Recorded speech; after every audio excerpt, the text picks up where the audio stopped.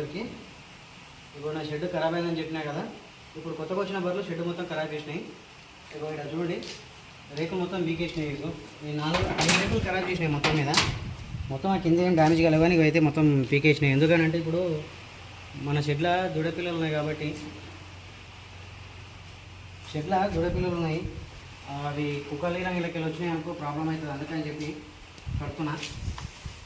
రేకులు వేయించటమేమో కానీ ఇప్పుడు వర్షానికి ఎవరు వస్తలేదు ఫ్రెండ్స్. ఎందుకంటే ఇప్పుడు వెల్డింగ్ వర్క్ ఏం చేయాలన్నా కానీ కరెంటుతో పని కాబట్టి కొంచెం భయపడుతున్నారు అందరూ. వర్షం ఉంది కదా, చాలా వర్షం వస్తుంది, అట్లా కొద్దిగా భయపడుతున్నారు అందరూ.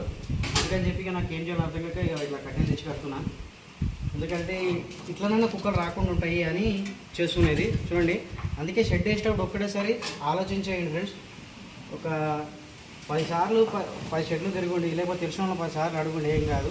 వాళ్ళు చెప్పేదాన్ని బట్టి మంచిగా వేసుకోండి షెడ్. నాకు తెలిసి మాత్రము ఈ కింద